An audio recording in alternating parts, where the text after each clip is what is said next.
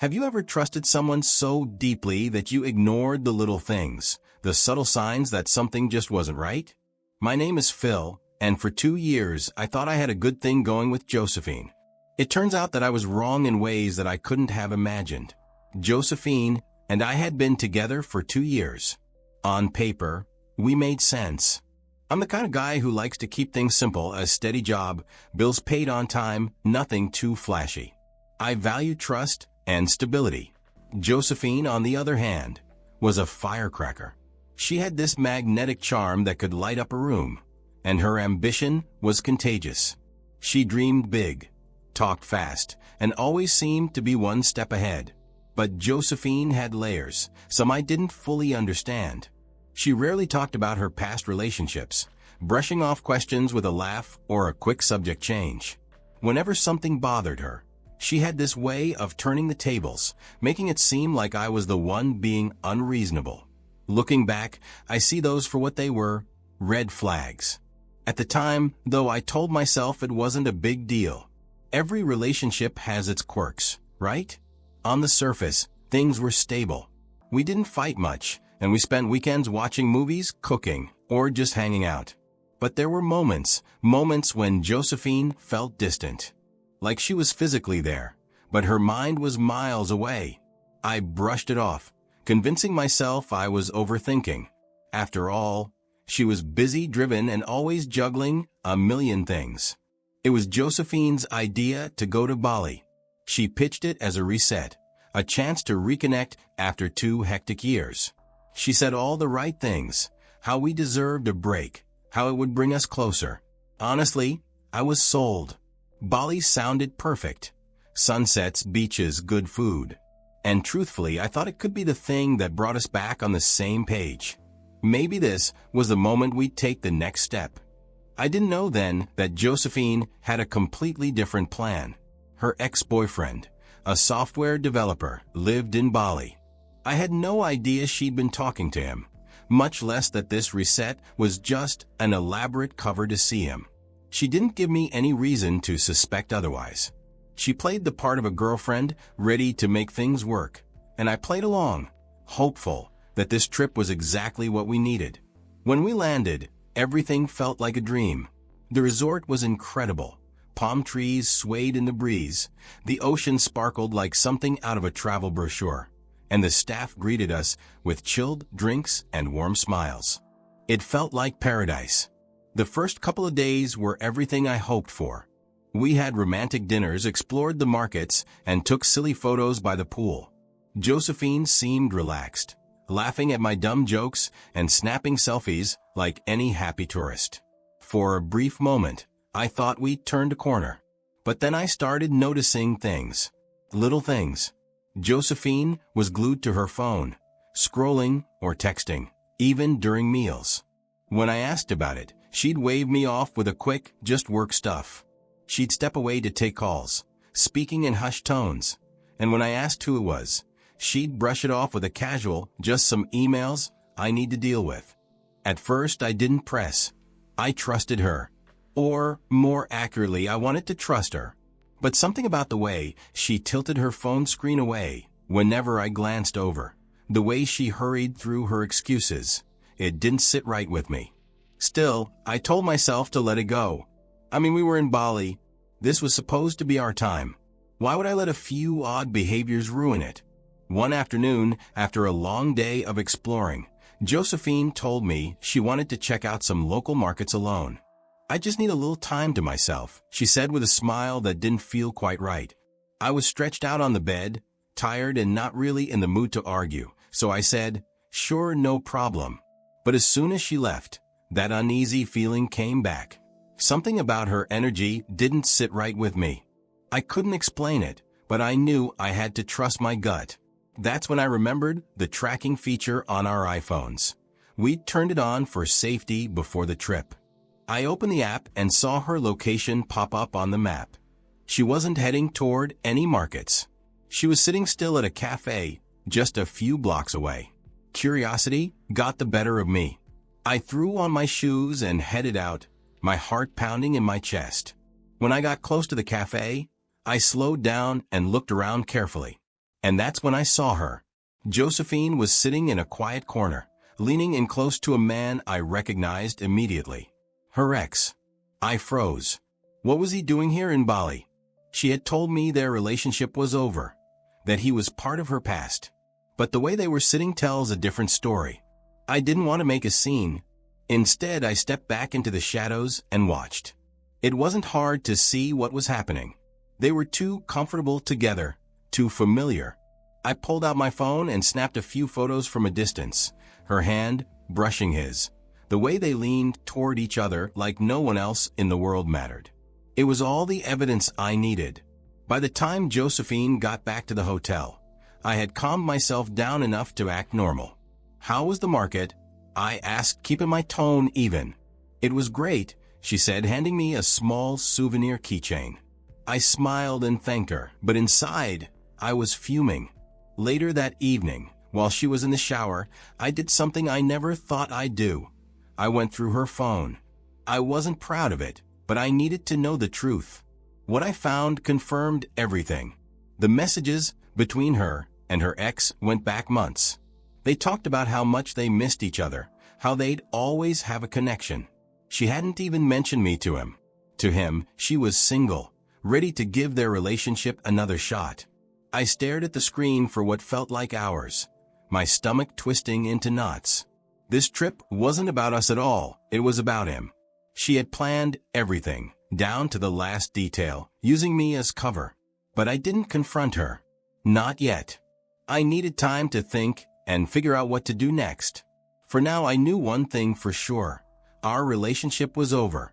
The next morning, I woke up with my decision already made.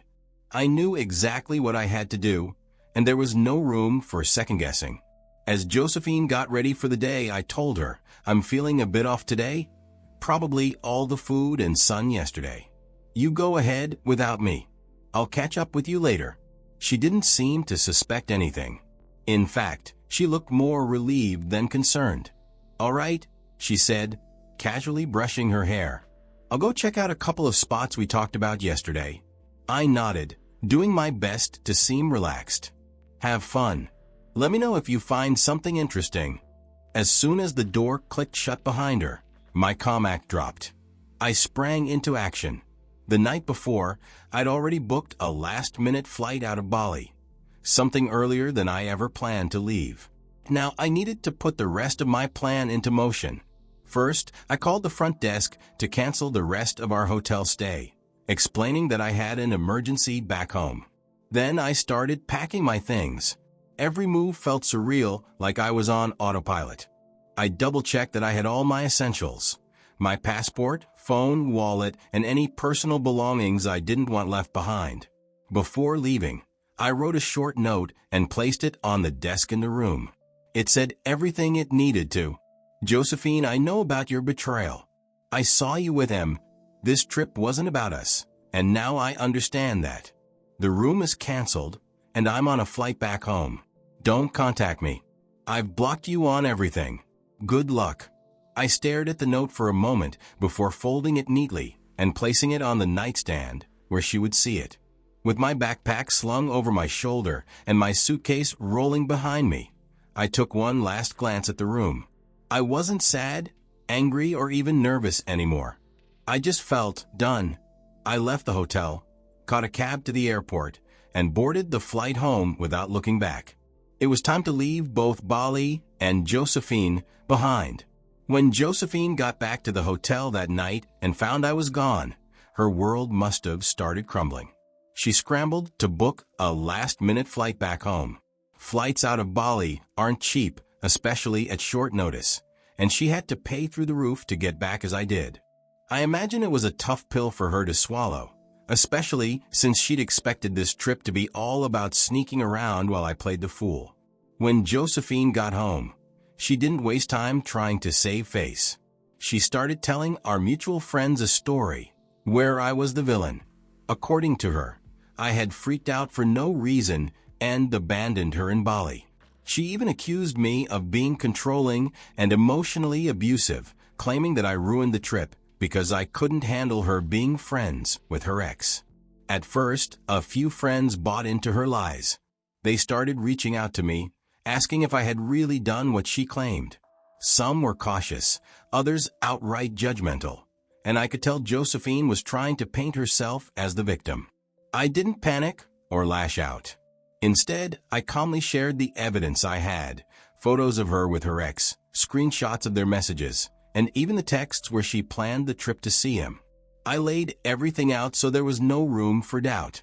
When our friends saw the truth, their reactions were a mix of shock and anger at her. Some couldn't believe she had lied so blatantly and manipulated them into turning against me. The tide turned quickly. Most of our mutual friends started siding with me, realizing I wasn't the bad guy in this story. Some even cut ties with Josephine altogether, refusing to tolerate her deceit and selfishness. This was the beginning of Josephine's downfall. Her lies couldn't hold up under the weight of the truth, and the support she thought she had started slipping away, one friend at a time. By the time Josephine started stalking me and spreading more lies, I was already drained. It wasn't enough for her to try to ruin my friendships. She was now trying to mess with my career. She sent fake emails to my boss, claiming I was abusive and unstable. Thankfully, my workplace saw through the lies, but it still hurt that someone I once trusted would stoop so low. That's when I decided I'd had enough. I wasn't going to let her push me around anymore. I consulted a lawyer to figure out my options. After explaining everything to him, the lies, the harassment, and the fake accusations, he suggested we send her a cease and desist letter. The letter was direct and professional. It told her to stop contacting me, spreading lies, or doing anything that could harm my reputation. It also warned her that if she didn't stop, I'd file a defamation lawsuit against her. To make sure she took it seriously, we had the letter delivered by a process server. When Josephine received it, she flipped out. I heard from mutual friends that she was shocked and furious. She sent me a long, angry message from a new number, calling me a coward and accusing me of overreacting. I didn't reply. I blocked her again. The message was clear. She had to stop or she'd face the consequences. Looking back, the whole experience taught me a lot about myself and my relationships.